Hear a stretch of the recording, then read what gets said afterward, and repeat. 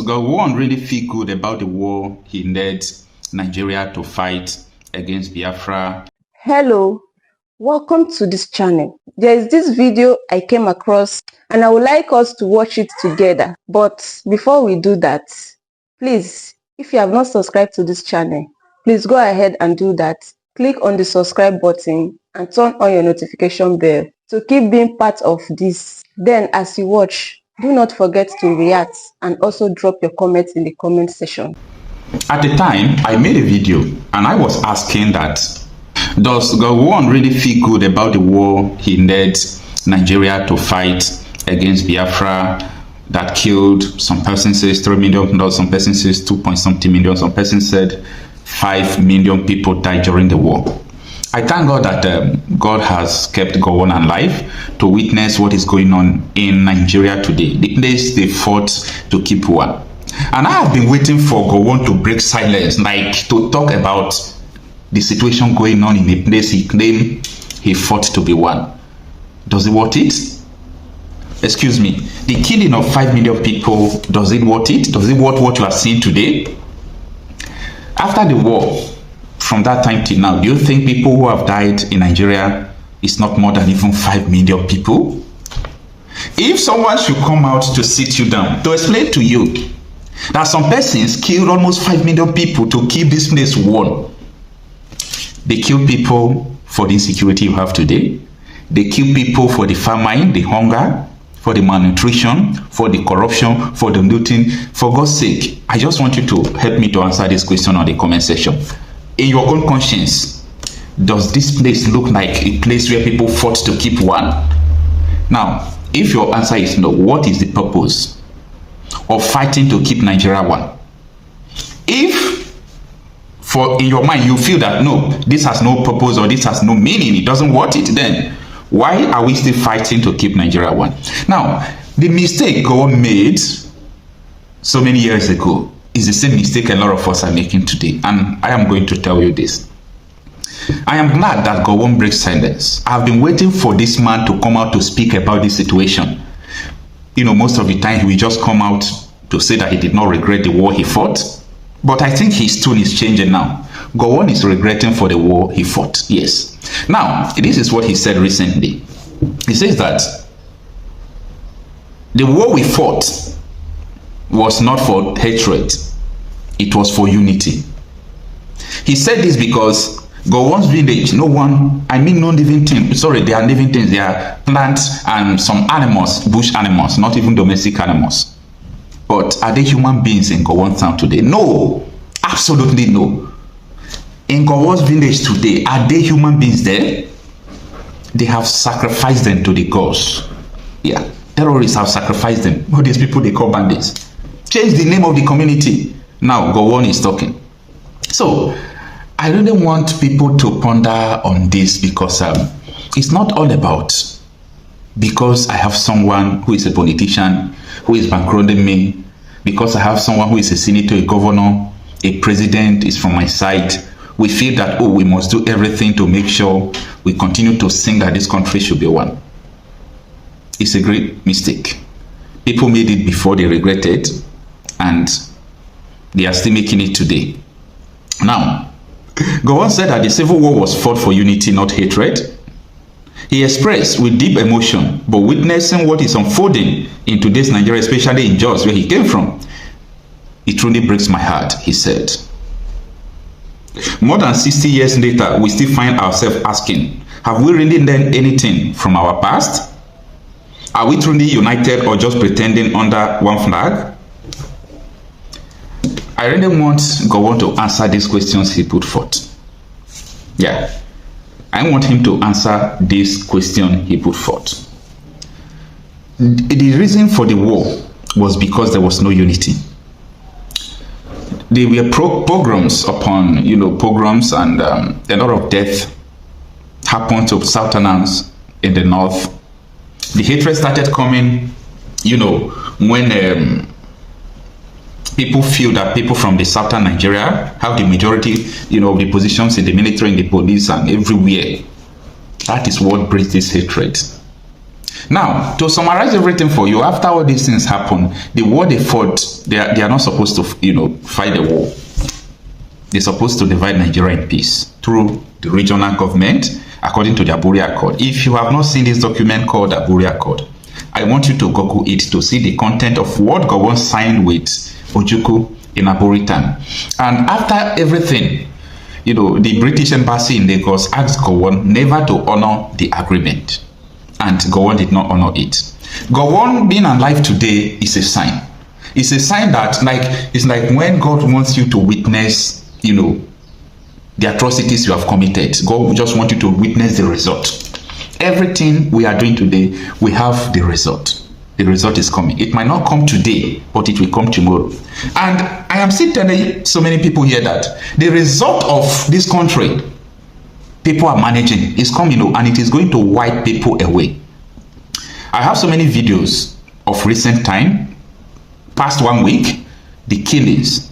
I am telling you that the Christians in the middle belt of Nigeria don't have lives again. Yeah, Christians in the middle belt, they don't have lives again. They are being massacred, killed like flies. Don't take me for my word. Go and research what I am saying. These people don't have life in them. And this is the same thing why Ojukwu said no. Every region have to have their own security. Abuja is dangerous. Then Lagos was dangerous. You can't just allow Abuja to destroy everywhere. So all these things are deeper than you think. What is going on in Nigeria is deeper than you think. The reason why a lot of people will come out to talk anything they want to talk about this issue of Nigeria is because they don't know Nigeria. You don't have information available to you about Nigeria. If you do, you will be worse than even people you are calling names.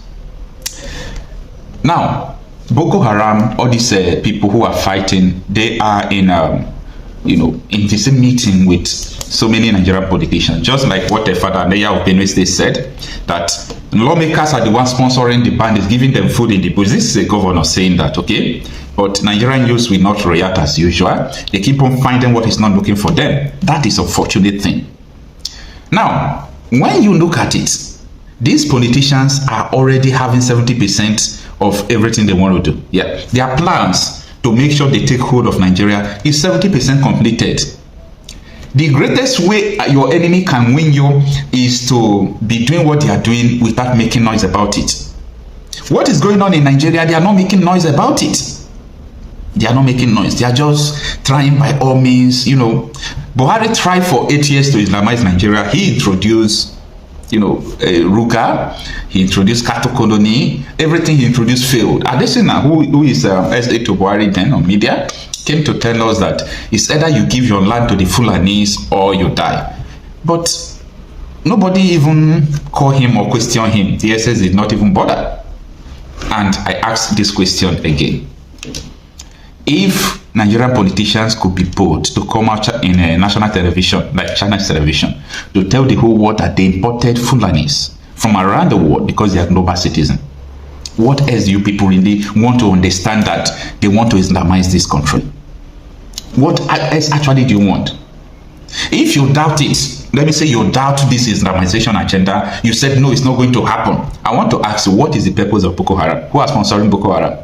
What is the purpose of Iswap Mahmouda? What is the purpose of all these terrorists that infiltrated Nigeria in a holistic form? Who are sponsoring them? What is the purpose? This incumbent governor of Zamfara State told you that Minister of Defense of Nigeria is a bandit. He sponsored them. Governor Andeya 4 days ago just said that National Assembly are the ones sponsoring bandits, sponsoring terrorists.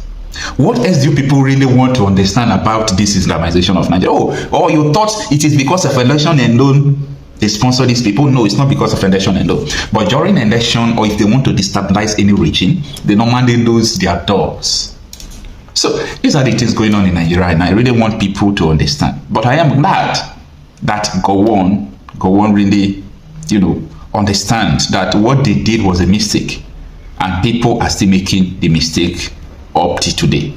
Let me know what you think about this. However, take a look at this video. I titled this video Calculated Mistakes and the Frustration of Fulani Oligarchy. After the 8 years of Buhari reign of terror and terrorism, In Nigeria, all his agenda could not succeed. From Ruga, Nigeria resisted Ruga. Cattle colony, Nigeria rejected cattle colony. And then livestock transformation program, Nigeria rejected it. The last attempt was actually the Wuru census he wanted to do. Nigeria all rejected it.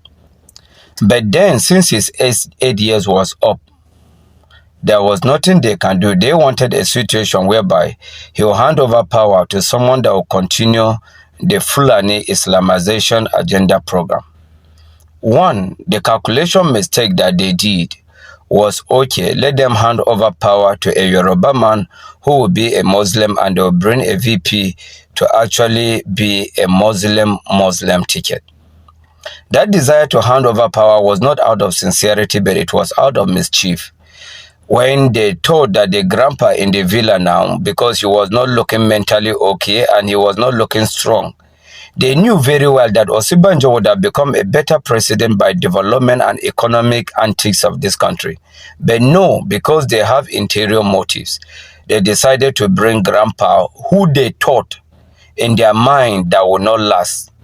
And they brought Shetima, who was actually a Boko Haramist, that peradventure in an event that grandpa die or become incapacitated, Shetima would take over. But to God be the glory. Since after the swearing in, the grandpa has been like a 40-year-old young man. Now, their frustration began when they discover that they have made a calculated mistake. One, the grandpa is not dying soon. Secondly, most of the structure that Buhari actually put in power before handing over, they discovered that the grandpa is actually destroying them. They also discover that the emperor, the pharaoh of Kaduna, that's supposed to actually carry their plan and their agenda, they thought he could either become chief of staff or SSG. He did not get any of those positions. Rather, even the minister could not be given to him. It is out of this frustration that you see what is going on in the north today, that they are tried by all means from pillar to pole calling for alliance, that they want to unseat the president. Now, the question here is it only the north that have the ability that can unseat and decide who becomes the president? I know that grandpa in the villa is not doing well economically. But if it is Nigerians that actually want a different president, that is a different ball game. But it should not be that it is the northern oligarchy that will decide who become president and who lose the presidency. And thank God for the love of Peter Obi, that when they were calling alliance, Peter Obi has stood his ground. He will be the presidential candidate, and El Rufai will not be his deputy except Ahmed Deti. Now, foolishly, they are calling Arayo Bashola, they are calling Rotimi Amechi. These are the foolish Southerners they used during Buhari, and they want to repeat it. I want all the Southerners to know nobody is comfortable with the regime, the present regime, and the status quo of this country. But let it be that if Nigerians want change, let the change be from Nigerians and not from a few Fulani Northern oligarchy. Thank you for watching this video. Please leave your contribution in the comment section and also do well to subscribe. I'll see you in my next video.